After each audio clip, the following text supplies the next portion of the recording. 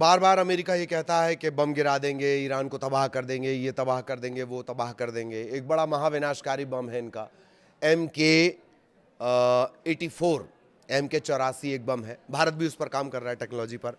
उसे कैसे IRGC ने फुस कर दिया है। बम इतना बड़ा है, उसकी खासियत इतनी ज़्यादा है, इस तरह से फुस कर दिया है कि अमेरिकी अधिकारियों के होश उड़ गए। उन्हें भी नहीं समझ आ रहा है कि ये कैसे कर दिया ईरान ने। ईरान शुरुआत से इस तरह से कर रहा है। आज इसी बम को लेकर बातचीत करेंगे, कैसे ये बम फुस किया गया है, क्यों ये बहुत बड़े झटके की तरह है। लाखों करोड़ों की लागत से एक बम बनता है और उसे फुस कर दिया जा रहा है, ये भी आपको बताएंगे। बड़े अपडेट लेकिन मिडिल ईस्ट से आ रहे हैं, वो भी जान लीजिए। मिडिल ईस्ट का एक बड़ा अपडेट तो ये है कि सीज़ फायर के बावजूद जो दक्षिण लेबनान है वहाँ पर जो इजराइल है उसके हमले जारी हैं। लगातार वो चेतावनी भी दे रहा है, हमले भी कर रहा है। सीज फायर के बावजूद उसके हमले जारी हैं। 10 दिन का सीज फायर हुआ था, वो अभी भी चल रहा है। तेहरान ने ये कह दिया है, तेहरान मतलब ईरान की तरफ से साफ कर दिया गया है कि अमेरिकी धमकियों के बीच, शैडो ऑफ थ्रेट के बीच कोई बातचीत नहीं होगी। ये कुछ देर पहले, कुछ मिनट पहले का मैं अपडेट आपको बता रहा हूँ अल जजीरा के हवाले से। Diplomatic efforts to end the US Israel war on Iran remain uncertain, Tehran saying it will not negotiate under the shadow of threats. ऐसे धमकियों के बीच बातचीत नहीं होगी गुरु, ये साफ कर दिया गया है। और ट्रंप ने कहा है कि जो ब्लॉकेड है ईरानियन पोर्ट का, वो जारी रहेगा। कब तक जारी रहेगा? जब तक के बातचीत नहीं हो जा रही है। लेबनान और इजराइल, यानी जो इजराइल है वो लगातार अटैक कर रहा है। सीज फायर के बावजूद भी हमले हो रहे हैं। Israel continue to bombard southern Lebanon, और 6 जो लोग हैं वो ज़ख्मी भी हुए हैं, इस तरह की खबरें भी आ रही हैं। ये लगातार वॉयलेशन हो रहा है, इस तरह के आरोप लग रहे हैं। लेकिन कोई फ़र्क तो खैर वैसे भी इजराइल को नहीं पड़ता था और इस बार भी नहीं पड़ रहा है। अब बात करेंगे वो कौन सा ऐसा प्रतापी बम था माननीय ट्रंप का जो फुस हो गया है, उस बम के बारे में जान लीजिए। ईरान बहुत बेहतरीन तरीके से इस युद्ध को, जिस तरह से उसने तैयारियां की, और बहुत बेहतरीन तरीके से वो इस युद्ध को मूव कर रहा है। जब सब ये कह रहे थे कि बस 1 दिन 2 दिन, कुछ घंटे, 1 हफ्ते की बात है, वहां 40 दिन खींच लिया ईरान ने। उसके बाद तो खैर सीज फायर हुआ है, बातचीत चल रही है। JD वैंस कहाँ, ये क्लियर नहीं हो रहा है, ये कन्फ्यूजन से भरा हुआ है। अमेरिका कभी कह रहा है कि हाँ बातचीत करेंगे, कभी कह रहा है कि नस्तनाबूद कर देंगे अगर डील नहीं मानी गई तो। ईरान ने कहा हम अपनी संप्रभुता से कोई सौदा नहीं करेंगे। गालिबाफ जो है वहाँ के संसद के स्पीकर, वो लगातार वहाँ से मोर्चा संभाले हुए हैं, बड़ा लॉजिकल जवाब देते हैं। अब आ रहे हैं अपन MK-84 बम। तो IRGC ने इसे, इस बम को फुस कर दिया। कैसे कर दिया वो जान लीजिए। लुरिस्तान प्रांत है और 3 जो बम है उनमें धमाका नहीं हुआ था, उन्हें निष्क्रिय कर दिया गया है। इस बम के बारे में भी आपको मैं बताऊंगा।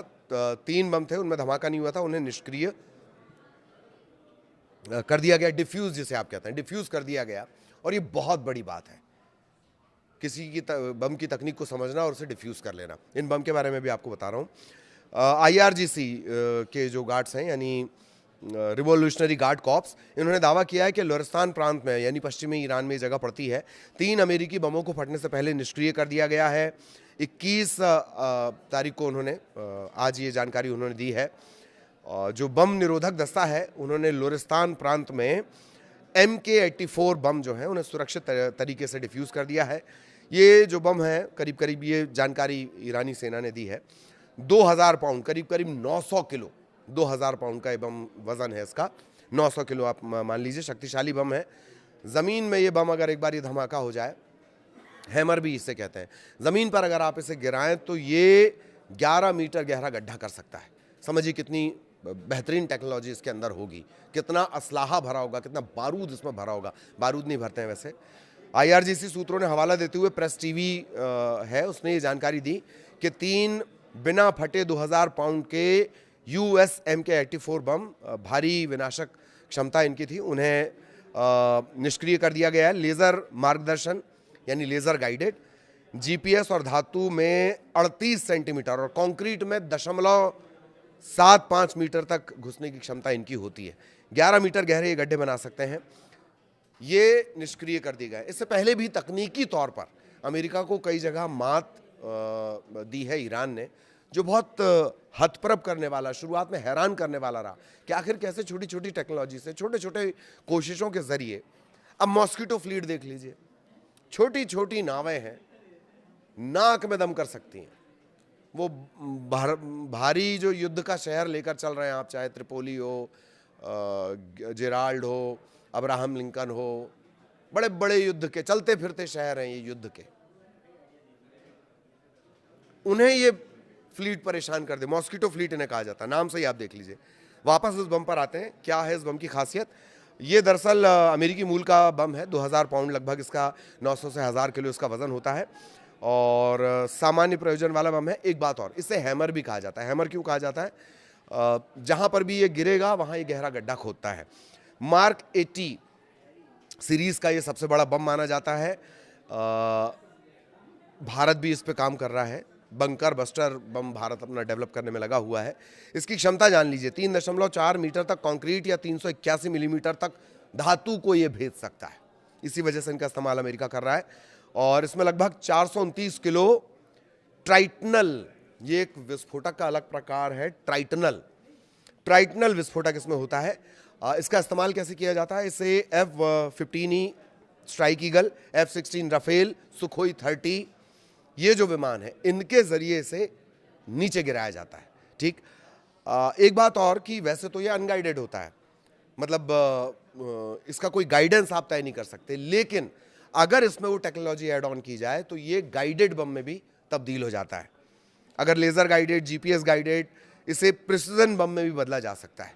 मतलब बदलाव की गुंजाइश इसमें है, अपडेशन की गुंजाइश इसमें है। इसी वजह से बहुत महंगा भी ये होता है।